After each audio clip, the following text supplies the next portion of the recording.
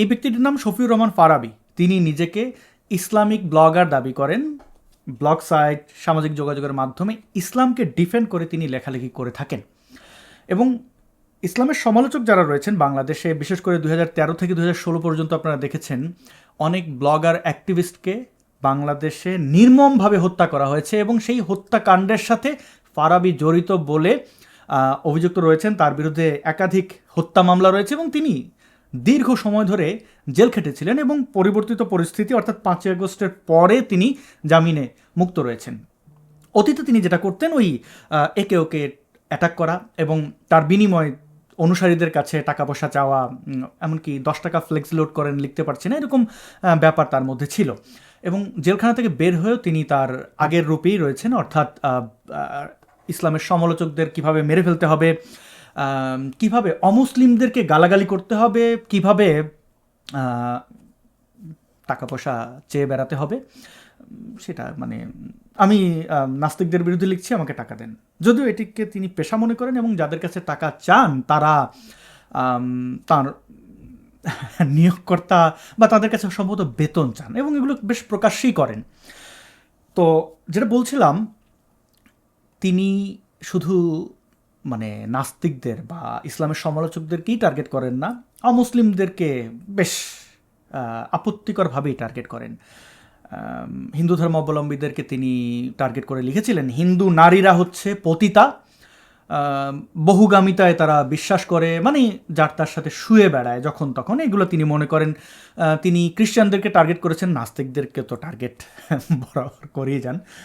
এবং সর্বশেষ তিনি বৌদ্ধ ধর্মাবলম্বীদেরকে টার্গেট করে এটি লিখেছেন। এবং এই লেখার মূল কি, যে গৌতম বুদ্ধ একজন ভিক্ষুক এবং ভিক্ষুক মানুষকে পরিত্রাণ দিতে এসছে, এটি তার কাছে খারাপ লেগেছে। এখন স্বাভাবিকভাবেই যারা ধর্মটর্ম একটু পড়াশোনা করেন তাদের আশ্চর্য লাগবে যে গৌতম বুদ্ধের মতো একজন মানুষ, যিনি কিনা রাজার সন্তান হয়েও রাজপ্রসাদ ছেড়ে তিনি জঙ্গলে চলে গেলেন নির্বাণ লাভের আশায়, এবং তার যে অনুসারীরা বিশ্বের অন্যান্য জায়গা বাদ দিল, বাংলাদেশের দিকে তাকান, কতটা উদার, কতটা মানে এই মারামারি কাটাকাটি থেকে দূরে থাকা মানুষজন, শান্তশিষ্ট, তা তো আমরা জানি।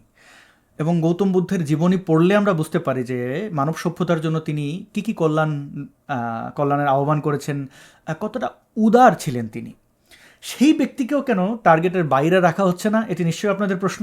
এই প্রশ্ন আমারও, কিন্তু উত্তর তো একমাত্র ফারাবী দিতে পারবেন।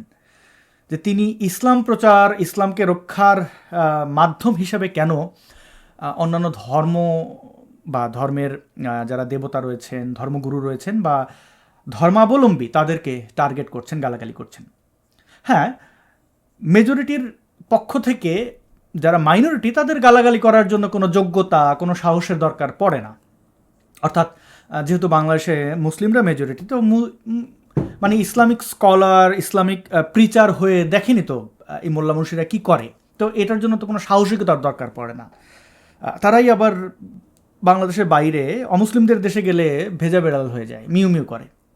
তো ফারাবী এই কাজটি বেশ নিষ্ঠার সাথে করছেন। এখন গৌতম বুদ্ধকে ভিক্ষুক বলা, এই ফারাবীর পেশাটা আসলে কি তা তো বললামই, তিনি ইসলাম প্রচারক এবং আপনারা তাকে তার এই পেশার জন্য বেতন দিয়ে থাকেন। তিনি একজন সফল ব্যবসা বাণিজ্য করা ব্যক্তি বা চাকরিজীবী বলতে পারি। তো আপনারা চাইলে তাকে ডোনেট করতে পারেন। তিনি প্রকাশ্যে নাস্তিকদের জন্য আমার এই হয়েছে, ওই হয়েছে, মামলা খাইছে, আমাকে টাকা দেন।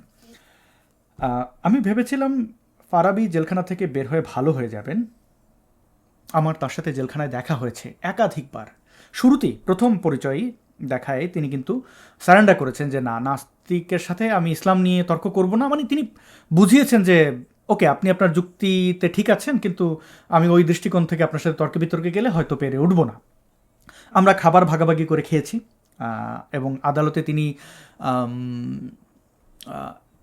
মানে যে সকল মামলার আসামি তিনি, তাদের মধ্যে একজন নিলয় নীল, এবং নিলয় নীলের গার্লফ্রেন্ড আশামণিকে দেখে বেশ উচ্ছ্বাসিত ছিলেন। তিনি তার সাথে ডেকে কথা বলেছেন। এমনিতে ব্যবহারের দিক থেকে আমি তাকে খারাপ বলবো না, এবং নাস্তিকদের তিনি তাঁর লেখায় বা বলায় মারাত্মক আঘাত করলেও ব্যক্তিগত পর্যায়ে তিনি সেই ঘৃণাটা করেন বলে আমার মনে হয়নি। আমার সাথে অন্ততপক্ষে তার, এমনকি জেলখানা থেকে বের হওয়ার পরেও যোগাযোগ ছিল, তার একটি বই বা কিছু বই ভারতে প্রকাশ করা যায় কিনা এই বিষয়ে তিনি আমার সাহায্য চেয়েছিলেন। আমি সেটি করতে পারিনি, ভারতীয় মুসলমানরা তার বই প্রকাশ করতে রাজি হয়নি। যাই হোক, ব্যাপারটা দাঁড়ায় কি, আমি তার মুক্তির জন্যও কিন্তু দাবি তুলেছিলাম। আমার মনে হয়নি তিনি কাউকে খুন করেছেন, খুনের উস্কানি দিয়েছেন, এবং সেই উস্কানির জন্য যে কয় বছর জেলে থাকার দরকার বা শোধরানোর জন্য তার চেয়ে বোধহয় তিনি বেশি ছিলেন। এবং জেলখানায় তিনি আসলে সরাসরি জঙ্গি হলে যে অর্থায়ন করার কথা সেই অর্থ তার ছিল বলে আমার মনে হয়নি। তার খাবার না ছিল, খাবার না ছিল, আইনজীবী না ছিল, ভালো কাপড়, আমার মায়াই লেগেছে তার জন্য। এবং আমি মনে করি ভিন্ন মতাদর্শের হলেও তার অধিকারের ক্ষেত্রে আমি যেন বায়াসড না হই। অবশ্যই তিনি মুসলিম হতে পারেন, তিনি খ্রিস্টান হতে পারেন, এমনকি তিনি আমাকে হত্যা করতে চাইলেও বা হত্যা করতে আসলেও আমি তাকে হত্যা করব না, এটাই হচ্ছে আমার নীতি। এবার কথা হচ্ছে যে তিনি যে আক্রমণ একের পর এক করছেন, এতে কি ইসলামের উপকার হচ্ছে নাকি অপকার হচ্ছে? তিনি কি আসলে মুসলিম নাকি নাস্তিক? মানে এই ধরনের কথাবার্তা বলার ইম্প্যাক্ট কি আসতে পারে? আমার মতামত হচ্ছে তিনি ধার্মিক, মুনাফিক নন। অন্যান্য বাংলাদেশে অনেক জনপ্রিয় মোল্লা মুন্সি আছে যারা কিন্তু ব্যক্তিগতভাবে নাস্তিক, তারা তাদের সেই ধর্মীয় পরিচয়টা বা অবিশ্বাসের বিষয়টি গোপন রাখে, ব্যবসা বাণিজ্য করে যায়। ফারাবি আস্তিক। এবার ফারাবি যে গৌতম বুদ্ধকে ভিখারি বললেন, হিন্দু ধর্ম অবলম্বীদের বিভিন্ন দেবদেবীকে টার্গেট করে গালাগালি করলেন। এখন যেহেতু বাংলাদেশে হিন্দু বৌদ্ধ খ্রিস্টানরা মাইনরিটি, এবং তার এই কথাবার্তা শুনে হয়তো অনেক এই বৌদ্ধ ধর্মাবলম্বীদের দিকে একটু তাকিয়ে বলি যে গৌতম বুদ্ধ ভিক্ষুক ছিলেন, খারাপ ছিলেন তিনি বললেন। এখন একজন বৌদ্ধ ধর্মাবলম্বী যদি চিন্তা করে আচ্ছা আমি ধর্ম বদলাবো, ইসলাম গ্রহণ করব, তো প্রাথমিক কাজ কি তার ইসলাম নিয়ে ঘাটাঘাটি করবেন, জানার চেষ্টা করবেন। তো ফারাবি সাহেবের নবীর ব্যাপারে জানতে গেলে কি দাঁড়ায়, নবীর পেশা কী ছিল, এই বিষয়টি কিন্তু খুবই গুরুত্বপূর্ণ। এবং বাংলাদেশের ইসলাম প্রচারকদের মধ্যে যারা শীর্ষে রয়েছেন, যেমন মিজানুর রহমান আজহারি, তিনি শুধু মুসলমানদের নবী মোহাম্মদই নন, সকল নবীদের পেশা সম্পর্কে ছোট্ট বক্তব্য তুলে ধরেছেন। শুনুন তার মুখ থেকে। ছাগল যারা পালে তারা জানে ছাগল পালা কত কষ্ট। ওরে ডানে টান দিলেও কই যায়, রশি ধরে বায়ে টান দিলে কই যায়, সামনে টানলে কই যায়, পিছনে টানলে কই যায়। সারা সপ্তাহ আপনি সময় পান না এটার গোসল করাবেন, ভাবলেন আজকে জুমার দিন আমিও গোসল করি, এটারও গোসল করাই। এটারে আপনি পুকুর ঘাটে নিবেন, টান দিয়েছেন, ওর বাপের কিরাও 1 ইঞ্চিও সামনে যাবে না, ঠিক কি না? এই টেরা প্রাণী আল্লাহর কি কি মহিমা! আল্লাহ তাআলা পৃথিবীর সবচেয়ে শ্রেষ্ঠতম মানুষদেরকে ছাগল চড়িয়ে ছেড়েছেন, ঠিক কি না? মা বাআসাল্লাহু নাবিয়্যান ইল্লা রাআল গানাম। এই পৃথিবীতে এমন কোন নবী ছিল না যে নবীরা ছাগল চড়ায় নাই। এবার শুনুন স্পেসিফিকভাবে নবীর পেশা কি ছিল, অর্থাৎ বেশ কিছু পেশার কথাই বলেছেন একটি পেশা বাদে। তো শুনুন সেটাও তার মুখ থেকেই। বিশ্বনবীর কিন্তু টাকা পয়সা ছিল না, জানেন? জি, ছাগল চড়াতো, কাউবয়। মা মিন নাবিয়্যিন ইল্লা রাআল গানাম, ছাগল চড়াতেন। এরপরে খাদিজাতুল কুবরার স্টাফ হিসেবে, কর্মচারী হিসেবে ক্যারিয়ার শুরু করলেন। এরপর বিজনেস ম্যাগনেট হিসেবে শুরু করলেন। খাদিজাতুল কুবরার সাথে যখন বিয়ে হয়ে গেল, খাদিজাতুল কুবরা তাহেরা ওনার সব সম্পদের মালিক বিশ্বনবীরে বানায় দিলেন। আল্লাহ বলেন তোমার তো কিছু ছিল না নবী, খাদিজার মাধ্যমে বিয়ে পড়িয়ে দিয়ে আমি তোমারে ধনী বানিয়ে দিলাম। 3টা অনুগ্রহের কথা স্মরণ করালো কে? অর্থাৎ আমরা বুঝলাম নবী মোহাম্মদ যখন তার প্রথম স্ত্রী খাদিজাকে বিয়ে করেন, এর পূর্বের পেশা ছিল ছাগল চড়ানো। গরু ছাগল নিয়ে মাঠে ঘাটে বসে থাকতেন। এবং যেহেতু তার চালচুলো ছিল না, এবং খাদিজা ছিলেন একজন ব্যবসায়ী, অনেক টাকা পয়সার মালিক, এবং তার স্বামী একাধিক স্বামী সাথে বিচ্ছেদ হয়েছে, মারা গেছেন। তো সেই খাদিজার বয়স যখন 40, নবী মোহাম্মদের বয়স 25, তখন তাদের বিয়ে হয়। এবং বিয়ে হওয়ার আগে খাদিজার অধীনে তিনি চাকরি নিয়েছিলেন ব্যবসা বাণিজ্য দেখার, মানে কর্মচারী হিসেবে। তারপরে খাদিজাকে বিয়ে করার পরে খাদিজার সম্পদ তার নিজের সম্পদ মনে করে অনেককেই দিয়েছেন। 25 বছরে বিশ্বনবী বিয়ে করলেন 40 বছরের এক বুড়ি মহিলাকে। আগে 2 বার তালাক খাইছে, অনেকগুলো বাচ্চা জন্ম দিয়ে প্রৌঢ়া একটা নারী ছিল। এই মহিলাকে বিয়ে করলেন বিশ্বনবী মুহাম্মদ, তাগড়া যুবক। বিয়ে করলেন 40 বছরের এক মহিলা। তাও এমন যদি হয়তো এই মহিলাটার বিয়ে হয় না, ইনট্যাক্ট মহিলা, তাও তো না, ভার্জিন না, উইডো, বিধবা, আরমালা। বিশ্বনবীর কোনো অক্ষর জ্ঞান ছিল না। কেন জানতেন না? আল্লাহ ওনাকে শিখাননি। আল্লাহ লেখাপড়াই শিখান নাই ওনাকে, অক্ষর জ্ঞান শিখান নাই। মারামারি করলেও কথা বলে। বিশ্বনবীর জীবনে মারামারি আছে না নাই? আরে বিশ্বনবীর তো তেমন কোনো উপার্জনই ছিল না, মা খাদিজার উপার্জন দিয়ে বিশ্বনবী চলেছেন। তাহলে প্রথমে ছিলেন রাখাল, ছাগল চড়াইতেন। তারপরে খাদিজার দেখভাল করা, তার মানে ঘর জামাই এক প্রকার, মানে এক প্রকার না, ঘর জামাই তিনি ছিলেন। আরে বিশ্বনবীর তো তেমন কোনো উপার্জনই ছিল না, মা খাদিজার উপার্জন দিয়ে বিশ্বনবী চলেছেন। এবং বাংলাদেশের কনটেক্সটে চিন্তা করলে যে খাদিজা ছিলেন সুগার মাম্মি, এবং 25 বছরে বিশ্বনবী বিয়ে করলেন 40 বছরের এক বুড়ি মহিলাকে। তাও এমন যদি হয়তো এই মহিলাটার বিয়ে হয় না, ইনট্যাক্ট মহিলা, তাও তো না, ভার্জিন না, উইডো, বিধবা, আরমালা। নবী মোহাম্মদ তাঁর অধীনস্থ ছিলেন, এবং খাদিজা মারা যাওয়ার পরে তিনি অনেক বিয়ে করেছেন। 6 বছরের আয়েশাকে বিয়ে করে 9 বছরের সময় তার সাথে যৌন সঙ্গম করেছেন, আরও অনেক বিয়ে করেছেন। এই জন্য রাসূল সাল্লাল্লাহু আলাইহি ওয়াসাল্লাম মা আয়েশা সিদ্দিকাকে 6 বছরে বিয়ে করেছেন, ঘরে তুলেছেন কত বছরে? 9 বছর। মুসলিম শরীফের হাদিস। এবং লেটেস্ট গবেষণা যেটা মেডিকেল সায়েন্স থেকে বেরিয়েছে, একটা মেয়ে early she could get the adult, তার অ্যাডাল্টনেস যেটা অ্যাডাল্ট সে হতে পারে মাত্র 9 বছর বয়স। 9 বছর বয়সে she could be full woman. ফাতেমার বয়স তখন 14, আয়েশার বয়স মাত্র 6। মায়ের চাইতেও ছোট। এটা তো দুনিয়ার কেউ মাইনে নেব না।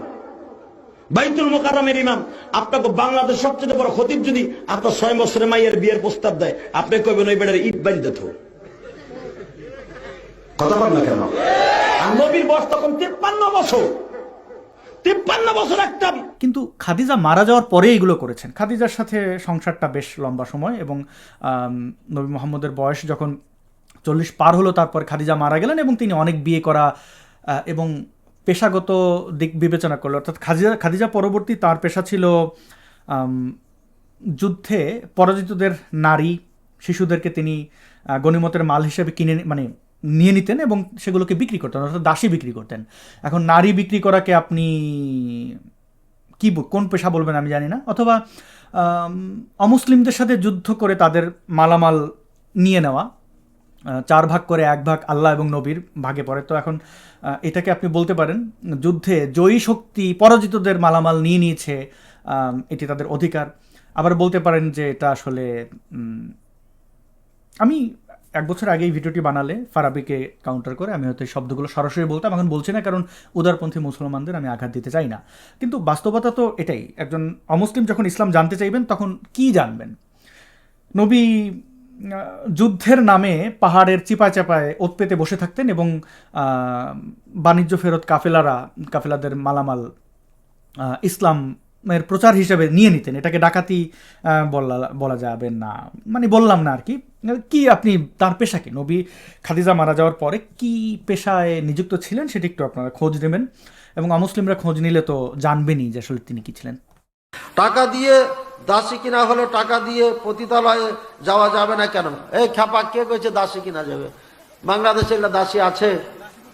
নাই তো, এখানে প্রথা আছে। কিন্তু যুদ্ধকেরা, তুমি মায়ানমারের সাথে যুদ্ধ করো, যতগুলো মেয়ে পাওয়া যাবে এগুলো সৈনিকদের মাঝে বন্টন হয়ে যাবে। কথার কথা, আমি কমান্ডার পেয়ে গেলাম 50টা, কথা বলছো তো? আমি খুব যে 10টা রাখতে পারবো। এখানে একটা বাড়ি, ওখানে একটা বাড়ি, এখানে 4টা রুম, ওখানে মনে হয় 5-6টা রুম।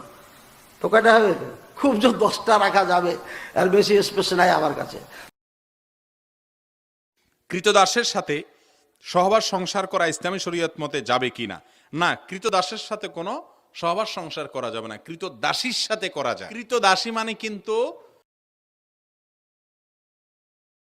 দাস বা দাসী কাকে বলে? দাস দাসী হচ্ছে ওই সমস্ত লোকেরা যুদ্ধের ময়দানে কাফেররা হেরে গেছে। কাফের, মুসলমান কোন দাস দাসী হয় না, মুসলিম কোন দাস দাসী হয় না। কাফেররা হেরে গেছে, হেরে যাওয়ার পরে তাদেরকে হলো স্ত্রী, আরেক হচ্ছে দাসী। দাসী কারা? বর্তমান সমাজে দাসী মালিক কেউ না, আমাদের কারো কাছে দাসী নাই। আমরা নিজেরাই নিজেদের তকদিরের মধ্যে আঘাত করেছি। এটা আমাদের মালিক হওয়ার একটা সাবাব ছিল, কিন্তু যে ওয়ে থেকে দাসীর মালিক হওয়া যেত, আমরা সেই ওয়েটা, রাস্তাটাকে বন্ধ করে দিয়েছি। সেটা ছিল একমাত্র আল্লাহ সুবহানাহু ওয়া তাআলার পথে সংগ্রাম, জিহাদ করা। জিহাদের মাধ্যমে আমরা যদি পরাস্ত করতে পারতাম কাফেরদেরকে, তাহলে ওদের মহিলাদেরকে দাসী করে গ্রহণ করা যেত। একজনের প্রশ্ন হচ্ছে যে আমি আমার দাসীর সাথে সহবাস করতে পারবো? আপনি দাসী পাইলেন কই? এটা হচ্ছে আসল কথা, যে আপনি দাসী পাইলেন। এখন বর্তমানে কোথায় দাসী আছে যে আপনি দাসীর সাথে আপনি সহবাস করবেন? হ্যাঁ, এখন শুনে যায় কচিত এখন নাকি আফ্রিকার কোথাও কোন জায়গায় নাকি দাসী আছে, আরব দেশের অনেক আমিররা এবং কয়েকজন শায়েখও এরকম নাকি দাসী তারা পেয়েছেন আফ্রিকার মধ্যে, যে এরকম বংশ পরম্পরায় তারা এরকম দাসী হিসেবে চলে আসছে, এছাড়া তো পাওয়া যায় না, এবং এগুলোর রেটও অনেক বেশি বর্তমানে। বিশ্বনবীর 11টা বউ ছিল, কয়টা? আরো জোরে কোন? 11টা বিবি ছিল, দাসী ছিল 2 জন। কয়জন? তো মোট হইলো কয়জন? আমরা একজনের জ্বালায় অস্থির। আমার আপনার মেয়ে আজকে যদি আমরা সমাজের মধ্যে বুক ফুলায় না বলতে পারি যে আমার অনেকগুলো স্ত্রী, অনেকগুলো স্ত্রী আছে, আমরা বলতে পারি না।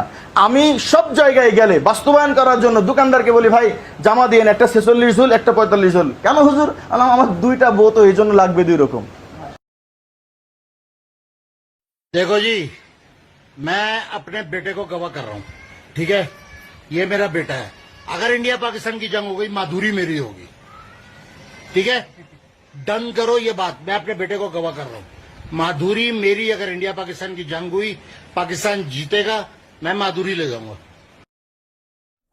আলটিমেট কি দাঁড়ালো? লাভটা কি হলো? মানে গৌতম বুদ্ধ ভালো না, শ্রীকৃষ্ণ ভালো না, সবাই খারাপ, হজরত মোহাম্মদ ভালো, খারাপ? হজরত মোহাম্মদের পেশা কী ছিল? এই প্রশ্নগুলো কিন্তু উঠবে। আপনি যখন অন্যের দিকে ঢিল মারবেন, আপনাকে পাটকেল খেতে হবে। Muhammad had at least 11 wives. He married Aisha at the age of 6 and consummated their marriage when she was 9 and he was 53. That's a pedophile. They call him a prophet. We call him a pedophile. See, in Islam, you're allowed to have up to 4 wives. He had at least 11. Saw a 6-year-old when he was 50. Said, she's beautiful. I got to have her. That's a grandfather with his granddaughter. He decides, you know what? God told me to marry her, so that's what he tells the dad, and he pays the dad. That means now the dad is selling his daughter into prostitution as a child bride. She's 6. She's still a child. She's not even a young woman. And at 9, he decides, I've waited long enough. এবার আমি একটু উদারপন্থী মুসলমানদেরকে জিজ্ঞেস করি, প্রিয় উদারপন্থী মুসলমান, যখন কেউ ইসলামের সমালোচনা করে আপনারা তো কষ্ট পান স্বাভাবিকভাবে। আপনার বাবা মাকে নিয়ে কেউ সমালোচনা করলে, আপনার রাজনৈতিক মতাদর্শ নিয়ে কেউ সমালোচনা করলে আপনার খারাপ লাগবে। সেই সমালোচনার জবাব হিসেবে ফারাবিরা কি বলে? গিয়ে কোপ দাও, মেরে ফেলো। ফারাবি একই কাজ করলে আপনারা বলছেন যে না, চুপচাপ থাকছেন। এটা আপনাদের ধর্মবিশ্বাস। মানে আপনি মুসলিম হিসাবে অন্যদেরকে গালাগালি, সমালোচনা, অনেক কিছু করতে পারবেন, কোনো সমস্যা নেই। আপনার বেলায় আপনি বলবেন কোপ দাও। অন্যকে আপনি ভিক্ষুক বলবেন, আপনি ওই ইসলাম প্রচারের নামে বা আপনার মতাদর্শ প্রচারের নামে টাকা পয়সা চেয়ে বেড়াইলে সেটা ঠিক আছে। বাংলাদেশে মোল্লা মুন্সিদের পেশা কি? যারা প্রথম, যাদেরকেই চেনেন, একটু দেখেন তো তাদের পেশা কি। একটা ব্যক্তির পেশা দেখান তো, ওয়াজ মাহফিল, এই ধর্ম ব্যবসা ছাড়া পারবেন? এবার এই যে মসজিদ মাদ্রাসায় মোল্লারা ধরা পড়ে শিশুদেরকে ধর্ষণ করতে গিয়ে, তো এইটাকে কেন্দ্র করে যদি আপনাদের নবী পর্যন্ত যাওয়া হয়, মোল্লারা এই সোশ্যাল মিডিয়ায় বলে বেড়ায় শিশু বিবাহকে আপনি অপরাধ বলতে পারবেন না, রেফারেন্স কি নবী আয়েশাকে বিয়ে করেছিলেন 6 বছর বয়সে। তো এগুলো তো আসলে কি দাঁড়ালো? আপনি আপনার কুকুর অন্যের দিকে লেলিয়ে দিলেন, আপনার কুত্তা যে অন্যরা কামড় দিল, তারপরে সেই ব্যক্তি যে আহত হইল, আঘাতপ্রাপ্ত হইল, সেই ব্যক্তি কুকুরকে ধরে তো আর কামড় দেবে না, আপনাকে টার্গেট করে সে যে মামলা করলো বা গালাগালি করলো, তখন আপনি বলবেন হ্যাঁ আমারে গালাগালি দিলে কেন? ফারাবি যখন এই ধরনের কথাবার্তা লেখে বলে, তখন স্বাভাবিকভাবেই যারা ভিকটিম তারা তো আপনার নবীকে টেনে আনবে, সমালোচনা করবে কিনা? তখন সমালোচকদের দিকে দায় না দিয়ে আপনি কেন আপনার দিকে তাকাচ্ছেন? আপনার কুত্তা আপনি সামলায় রাখেন না কেন? আল্লাহু আকবার বলে যখন মানুষকে হত্যা করা হয়, তখন আপনি কোথায় থাকেন? ফারাবির এই ঘটনায় কোন মুসলিম প্রতিবাদ করেছেন?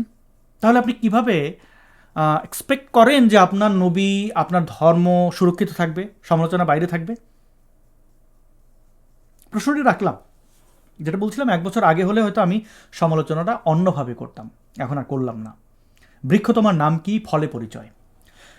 এবার একটু হিন্দু ধর্মাবলম্বীদের দিকে তাকানো যাক। এখন বলবেন যে হিন্দু ধর্মাবলম্বীদের মধ্যে ফারাবি আছে? হ্যাঁ আছে, না থাকলে তারা ধার করে। যেভাবে পিনাকি ভট্টাচার্য এখন উগ্রপন্থী মুসলমানদের রাহবার, যেহেতু দাদা বলেছে একজন হিন্দু ব্যক্তি ইসলামের প্রশংসা করে, বা ক্যা বাতে, তেমনিভাবে ভারতের হিন্দুরা অন্ততপক্ষে এরকম কিছু ফারাবি টাইপের লোককে ভাড়া করে। বলছিলাম সানিউর রহমানের কথা। সানিউর রহমান নিজেকে প্রথমে ব্লগার দাবি করতেন, পরে কার্টুনিস্ট। বাংলাদেশে তিনি ইসলামিক সন্ত্রাসীদের দ্বারা আক্রমণের শিকার হয়েছেন বলে অভিযোগ করেছেন, কিন্তু সেটা সত্যতা পাওয়া যায় না। তার আশেপাশের ব্যক্তিরা বলেছেন যে এটি নাটক। আমি সেই বিবেচনা যাচ্ছি না। তিনি তারপরে আরবের একটি দেশে গেলেন, সেখানে গিয়ে টমেটো সস মাখলেন মুখে, বললেন যে ইসলামিক সন্ত্রাসীরা আমাকে আঘাত করেছে, এবং এটিও তোপে টিকলো না। নাস্তিকরা বা সমমনারা বুঝে গেলেন যে সানিউর ধান্দাবাজি করছে। তারপর সেখান থেকে তিনি নেপালে চলে এলেন এবং নেপাল থেকে ভারতে ঢুকলেন অবৈধভাবে, এবং সেখানে তিনি প্রায় 1 দশক ধরে অবস্থান করলেন। সর্বশেষ গত সপ্তাহে তিনি ভারতের উত্তরপ্রদেশের গাজিয়াবাদে অবস্থানকালীন সময় অ্যারেস্ট হলেন। তো এর আগে তিনি কি করেছেন আপনারা জানেন। সত্যনিষ্ঠ আর্য নাম নিয়ে নিজেকে হিন্দু সাধু দাবি করে সারাক্ষণ মুসলমানদেরকে গালাগালি করতেন। ইসলামের সমালোচনা এক জিনিস, আর মুসলমানদেরকে গালাগালি করা ভিন্ন জিনিস, এবং এই কাজটি উগ্রপন্থী হিন্দুত্ববাদীরা করে। হিন্দুত্ববাদী একটা বিশাল টার্ম, কিন্তু হিন্দুত্ববাদীদের মধ্যে যেগুলো উগ্র, এরা এই ইসলামিস্টদের মতোই ভয়ঙ্কর। বাংলাদেশে যেরকম অনেকেই মুসলমান রয়েছেন, ইসলামপন্থী রয়েছেন, আবার ইসলামপন্থী রাজনৈতিক দলও কিন্তু আছে। জামাত ইসলামী দেখেছেন তো। তো এই জামাতে ইসলামের যেমন বিভিন্ন শাখা, এক দল আছে সরাসরি রক কাটে, আরেক দল হচ্ছে গুপ্ত থাকে। তো হিন্দুত্ববাদীদের মধ্যেও অনেক মানে ন্যাশনালিস্ট আছেন, কেউ কেউ আছেন যে আপনাকে বলবে আমি নাস্তিক, এরকম বিভিন্ন রূপে আপনার কাছে আসবে। আপনি যখন ইসলামের সমালোচনা করবেন, বা ক্যা বাতে, নাও এই টাকা নাও, এই বুদ্ধি নাও, এই নাও। তো সানিউর আপনারা জানেন গত জানুয়ারির দিকে ভয়ঙ্কর একটি কাজ করেছে। সেটি হচ্ছে, এমনিতে তো সে ভিডিওতে মুসলমানদের নবীকে তো গালাগালি করেই, সেটা তার রাইটস, কিন্তু মুসলমানদেরকে নিধন, হত্যা এগুলোর ডাক সে দিত। এবং ফারাবের মতো তার প্রত্যেকটা ভিডিওতে তার একটা ওই মোবাইল ব্যাংকিংয়ের ডিটেল থাকতো, ফোন নাম্বার, ভিক্ষাম দেহি বলতো, মানে ভিক্ষা দাও। খ্রিস্টানদের চার্চে ঢুকে সেখানকার পাদ্রি ফাদারকে তিনি অকথ্য ভাষায় গালাগাল করেছেন, অ্যাটাক করেছেন, হুমকি ধমকি দিয়েছেন। এমনকি সেখানে উপস্থিত থাকা নারী সদস্য প্রতিবাদ করলে তাকে অশ্লীল ভাষা ব্যবহার, বেবি ব্যবহার ডাকা, মানে বাংলাদেশে যেরকম ইসলামিক সন্ত্রাসীরা মাল বলে ডাকে না নারীদেরকে, ওইভাবে ডেকে অপদস্থ করে এবং অফ ক্যামেরায় তাদেরকে মারে, পেটায়। मैं ये पूछना चाहता हूँ मिस्टर फादर से, चर्च का फादर से मैं पूछना चाहता हूँ कि जीसस क्राइस्ट का ग्रंथ का नाम बताओ।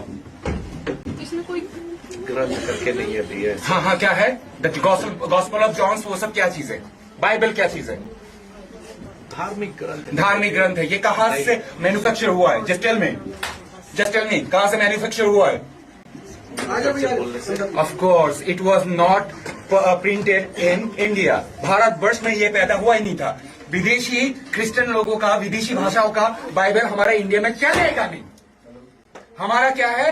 चारों वेद है, मनुस्मृति है, उपनिषद है। हम कोई भी क्रिश्चियनों का बाइबल को फॉलो नहीं करेंगे। Am I clear? बोलो। ओम भूर्भुवः स्वः तत्सवितुर्वरेण्यं भर्गो देवस्य धीमहि धियो यो न प्रचोदयात्। ओके, जय श्री राम। जय Shri Ram. Jesus Christ is not hours. Jesus Christ is not hours. हमारा कौन है? राम भगवान। Am I right? It should be. साला इधर बाबरी मस्जिद बन रहा है, उसके लिए कोई आवाज नहीं उठा रहा है ना? बाबरी मस्जिद बन रहा है, उसके लिए कोई आवाज नहीं उठा रहा है। हिंदुओं का धर्म परिवर्तन होना चाहिए, है ना? Maulana Mahmood Madani is anti national, that bastard should be arrested. बोल सकते हो ना? हम धर्म परिवर्तन करवाएंगे। Why baby? Why baby? हमारा जीसस क्राइस्ट जवाब दे भाई, जवाब दे। ओके, सबके सामने पूछ रहा हूं इसको। मदर मैरी, जीसस क्राइस्ट को पैदा करने वाला मदर मैरी कैसे प्रेग्नेंट हुई थी बताओ? I am waiting.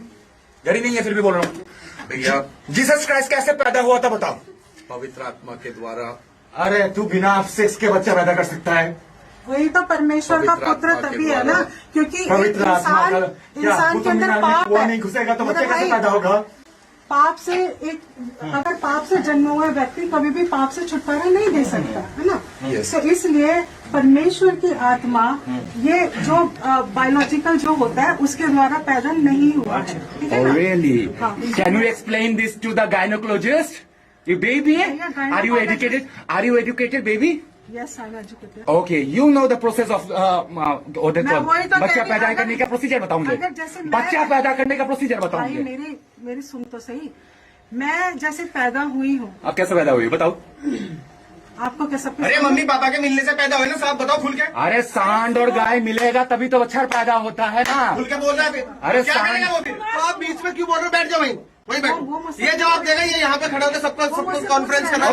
এবং এই ঘটনা পরবর্তী সে কিন্তু হিন্দুত্ববাদী উগ্রপন্থী যেগুলো বজরং দল, বিজেপির একটা গোষ্ঠী, এদের আশ্রয় প্রশ্রয় ছিল। তারা বলেছে বাহ ক্যা বাতে, ভালো করেছো, হ্যাঁ খ্রিস্টানদের তুমি মানে ভারতের কিছু উগ্র হিন্দুরা এই কাজটি করছে অনেকদিন ধরে, খ্রিস্টানদের উপরে অ্যাটাক করছে। আমার বক্তব্য যে খ্রিস্টানরা ধর্মপ্রচার যদি করে, ধর্মান্তরিত করে, এটা তাদের অধিকার।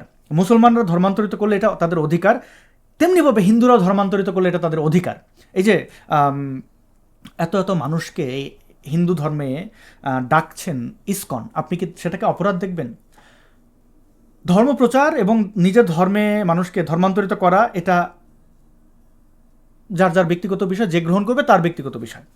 তো খ্রিস্টানরা যদি অপরাধ করে, ভারতের আইন আদালত খুবই শক্তিশালী, মামলা করা যেতে পারে না, তাদেরকে গিয়ে অ্যাটাক করতে হবে। বিজাতীয় সংস্কৃতি বলে তারা এদেরকে বিভিন্নভাবে ইয়ে করে, যে মানে তাদের ধর্মীয় উৎসব পালন করা যাবে না, ম্যারি ক্রিসমাস বলা যাবে না। আবার ভারতের নাম যে ইন্ডিয়া, ওইটা খুব আরাম, শহরগুলোর নাম যে মানে ইংরেজিতে, সেটা খুব আরাম। তো এই উগ্রপন্থীরা সানিউরদের মতো লোককে ভাড়া করে বাংলাদেশ থেকে এসে, সানিউর বুঝে গেছে যে এখানে এই ধান্দাটা করা যাবে, ধান্দা করেছে, যেটা ফারাবি করছে। তো এই সানিউরের অপরাধের মানে আর কি বলবো, আমি ব্যক্তিগতভাবে তার দ্বারা ভিকটিম।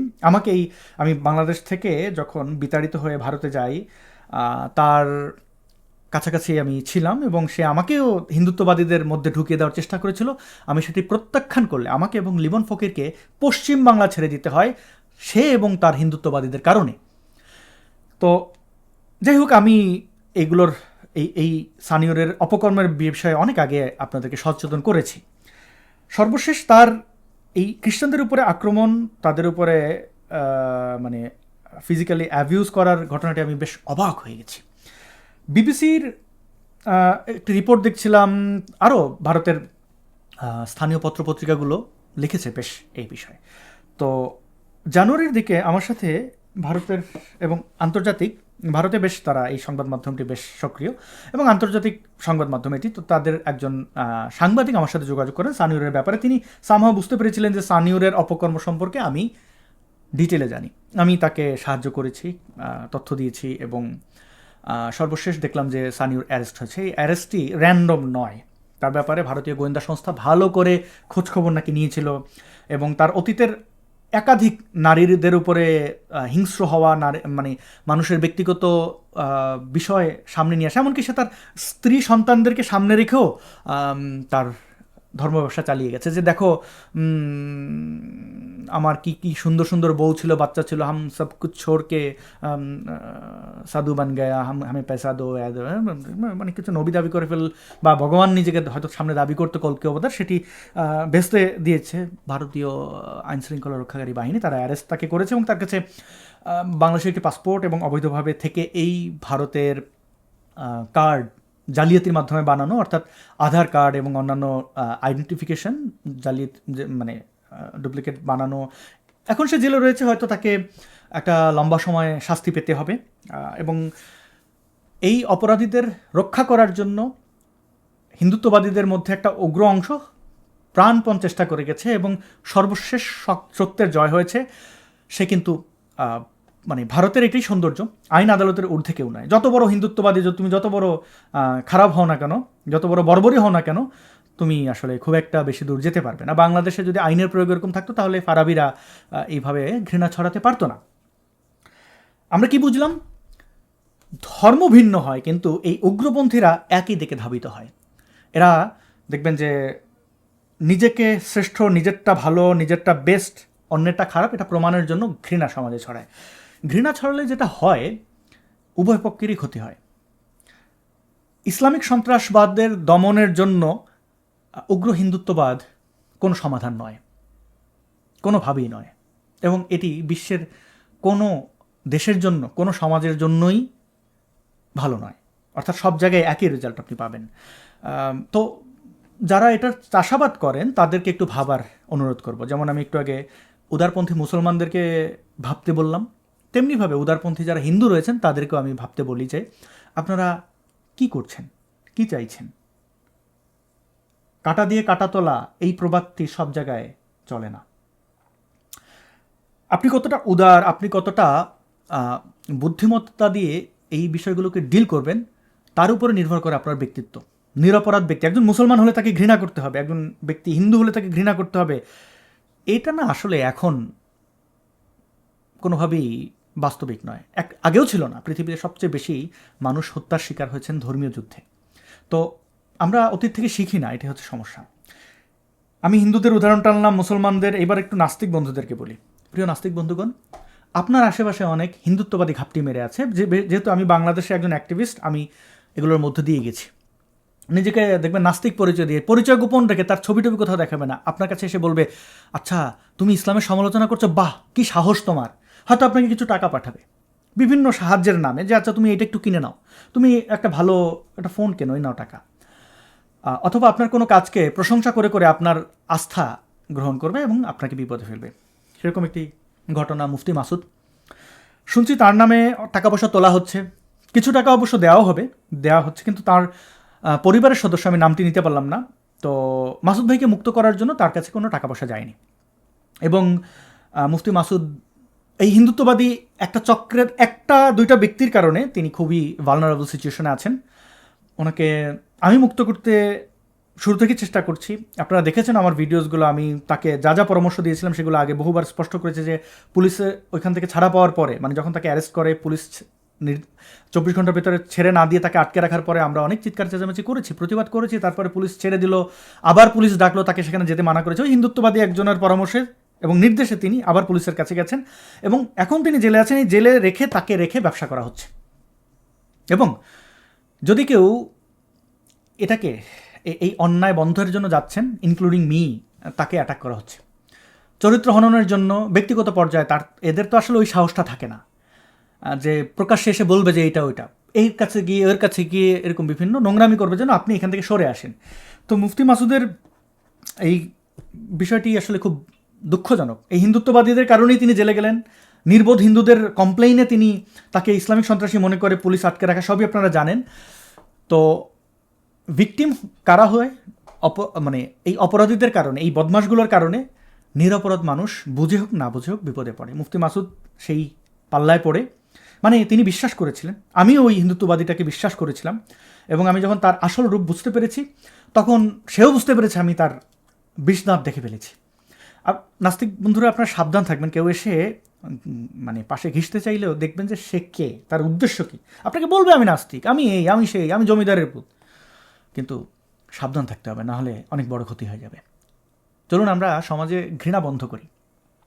যখন দেখবেন আপনি ঘৃণা বন্ধ করতে গেলে কেউ বাধা দিচ্ছে, তার সাথে বন্ধুত্ব বন্ধ করে দেবেন, কারণ সে আপনার ভালো চায় না। বিদ্বেষ দিয়ে বা সহিংসতা দিয়ে আসলে তেমন কিছু করা যায় না যেটা উদারতা দিয়ে করা যায়। অনেক অনেক ধন্যবাদ ভিডিওটি শেষ পর্যন্ত দেখার জন্য। অনেক ভালো থাকবেন। দেখা হবে নতুন কোনো প্রসঙ্গে, নতুন কোনো দিনে। আজকের মতো এখানেই বিদায়। ভিডিওটি শেয়ার করারও অনুরোধ জানিয়ে রাখলাম।